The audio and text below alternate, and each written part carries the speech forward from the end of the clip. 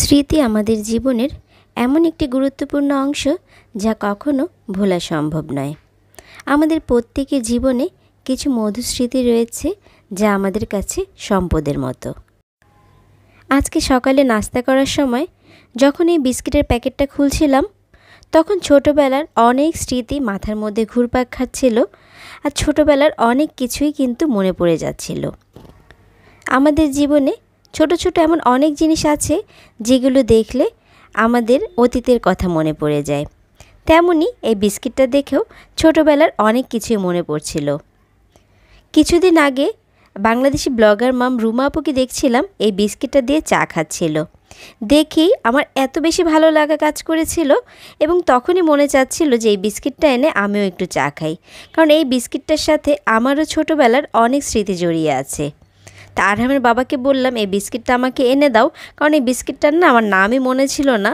তা আপুর ব্লগে দেখে কিন্তু আমি নামটা স্মরণ করতে পেরেছি এবং আমি দোকান থেকে এনে নিয়েছি।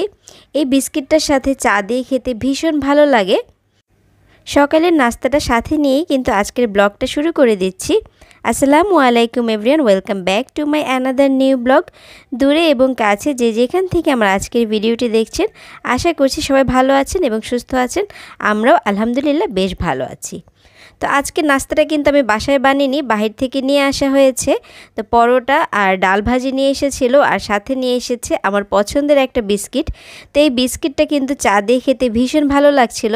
মনে হচ্ছিল পরোটা আর খাওয়ার দরকার নেই, এই বিস্কিট আর চা খেলেই কিন্তু সকালের নাস্তাটা কমপ্লিট হয়ে যাবে। আমাদের জীবনে এমন অনেক মধুর স্মৃতি থাকে যেগুলো আমাদের চলার পথে অনেক গুরুত্বপূর্ণ ভূমিকা পালন করে। আবার মধুর স্মৃতির পাশাপাশি কিন্তু অনেক কষ্টের স্মৃতিও থাকে যেগুলো আমাদেরকে ভবিষ্যতে সামনের দিকে এগিয়ে যেতে আরও বেশি অনুপ্রাণিত করে, কারণ সুখ দুঃখ নিয়েই কিন্তু আমাদের জীবন। তো আজকে নতুন একটা রান্না করছি, তো সেই রান্নার রেসিপিটা আপনাদের সাথে শেয়ার করব। তো এই রান্নাটা আমি আগে কখনোই করিনি, সবসময় ভাবি যে করব কিন্তু করা হয়নি কখনোই। তো আজকে গরুর সাদা মাংস বা গরুর কোরমা রান্না করব। এই রান্নাটা আমি কখনো করিনি, তো আজকে ফার্স্ট টাইম করছি, তো ভাবলাম আপনাদের সাথেও রেসিপিটা শেয়ার করি। তো আমি এখানে গরুর মাংসের মধ্যে প্রথমে আদা রসুন বাটা দিয়ে দিয়েছি, তারপরে এখানে দিয়ে দিচ্ছি বাদাম বাটা। তো বাদামের সাথে জয়ফল আর জয়ত্রীও বাটা ছিল একসাথে, তো সেটা দিয়ে দিচ্ছি। আর দিয়ে দিব এখানে টক দই। টক দইটা আমি বেশ অনেক পরিমাণেই দিচ্ছি, হাফ কাপের মতন দিচ্ছি। আর এখানে প্রায় 1.5 কেজির মতো গরুর মাংস আছে। তারপরে আমি এখানে একটু জিরার গুঁড়ো, একটু ধনিয়ার গুঁড়ো দিয়ে দিব, কারণ এখানে কিন্তু হলুদ মরিচের গুঁড়ো কোনোটাই ইউজ হবে না, যেহেতু গরুর সাদা মাংস বা কোরমা যেটাই বলেন, এর জন্য হচ্ছে হলুদ মরিচের গুঁড়ো কোনোটাই দিব না।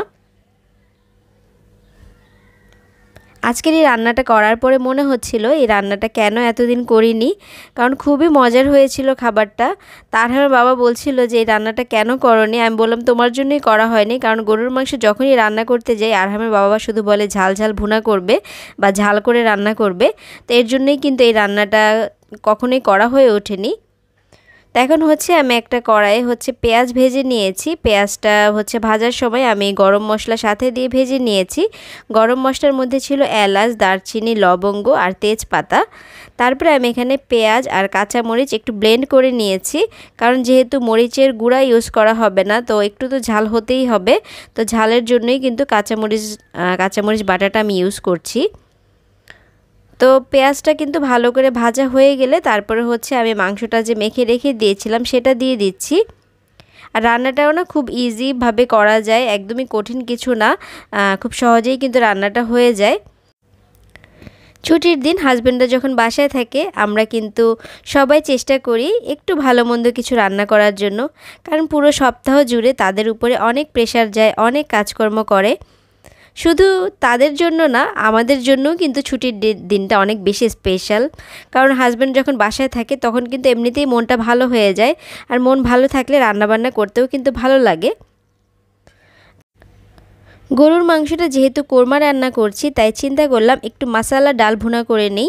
তো আমি একটু মুগ ডাল আর অড়হরের ডাল প্রেসার কুকারে সিদ্ধ করে নিয়েছি, আর এখানে মশলা কষিয়ে নিচ্ছি সব রকমের মশলা দিয়ে, মানে মাংসে যেরকম আমরা সব ধরনের মশলা দিই সেরকমভাবেই মশলাটা কষিয়ে নিয়েছি। এখন হচ্ছে ডালটা সিদ্ধ করার পর আমি এখানে ডালটা ঢেলে দিচ্ছি।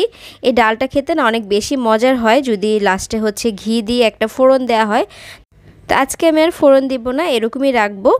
তো মাংসটা কিন্তু আরেক পাশ থেকে ভালো করে কষিয়ে নিচ্ছি। তো একবার চেয়েছিলাম প্রেশার কুকারে দিয়ে দেই, তারপর ভাবলাম যে না, সাদা মাংস রান্না করব, একটু অল্প আছে একটু কষিয়ে কষিয়ে রান্নাটা করব, তাহলে খেতে ভালো হবে। গরুর মাংস কিন্তু যত অল্প আছে রান্না করা যায় তত বেশি টেস্টি হয়। যতক্ষণ সময় নিয়ে রান্না করবেন মাংসটা তত বেশি খেতে মজা হবে। যেহেতু আমাদের হচ্ছে লাইনের গ্যাস না, আমাদের হচ্ছে সিলিন্ডার গ্যাস, এর জন্যই কিন্তু বেশিরভাগ দেখা যায় প্রেশার কুকারে রান্নাবান্না করা হয়। মাংসটা একটু নিচে হালকা লেগে গিয়েছিল, মানে বেশি শুকিয়ে গিয়েছিল, তো সমস্যা নেই। এখন হচ্ছে আমি দুধ দিয়ে দিচ্ছি, কারণ যেহেতু কোরমাটা কিন্তু দুধ দিয়ে রান্না করলেই খেতে বেশি টেস্টি হয়।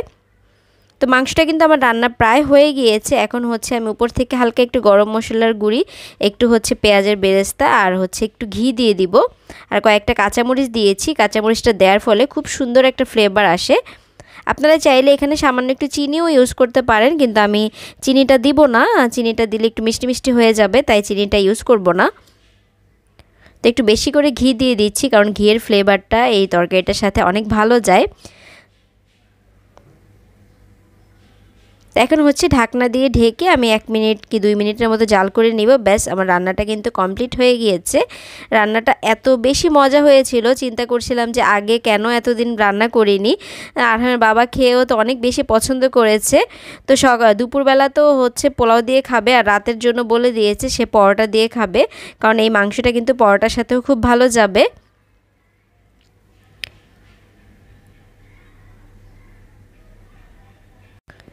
ছুটির দিনটা হাজব্যান্ড ওয়াইফ একসাথে সময় কাটাতে পারলে কিন্তু বেশ ভালোই লাগে। তো অনেক দিন পর দুইজন একসাথে খেতে বসেছি দুপুরবেলা, কারণ এই পুরো মাস জুড়ে ওর শুক্র শনি বেশি একটা ছুটি ছিল না, অফিসে অনেক বেশি প্রেশার ছিল, তাই বাসায় না থাকলে তো একসাথে কিভাবে খাওয়া হবে। আর রাতেও দেখা যায় এক এক সময় এক এক টাইমে আসে, তখন দেখা যায় আমি খাওয়া দাওয়া করে ফেলি। দুজন মিলে একসাথে খাওয়া দাওয়া করব আর গল্প করব। আর আরহাম বাবার একটা খারাপ অভ্যাস কি, সামনে সব কিছু রেখে দিলেও সে নিজে নিয়ে খাবে না, সব সময় আমাকে পাতে তুলে দিতে হবে। তা আমি সবসময় বলি তোমার সামনে সব রাখা আছে, তোমার যেভাবে খেতে ইচ্ছা করে তুমি নিয়ে খাও। ও বলে যে না, তুমি আমাকে তুলে দিলে আমার খেতে ভালো লাগে, আর তুমি জানো আমি কোনটা খাই না খাই, আমি এত কিছু বুঝি না, তুমি যা দিবে আমি তাই খাবো। তো এর জন্য এরকমই করে, তো সবসময় এর জন্য ওর প্লেটে আমার খাবার তুলে দিতে হয়। তো আমিও কিন্তু খেতে বসে পড়েছি, আরহামকে হচ্ছে আগে খাইয়ে নিয়েছি, তারপরে হচ্ছে আমি খেতে বসেছি। তো আজকে কিন্তু খুব ছোট্ট একটা ভিডিও আপনাদের সাথে শেয়ার করেছি, আশা করছি আপনাদের কাছে ভালো লাগবে।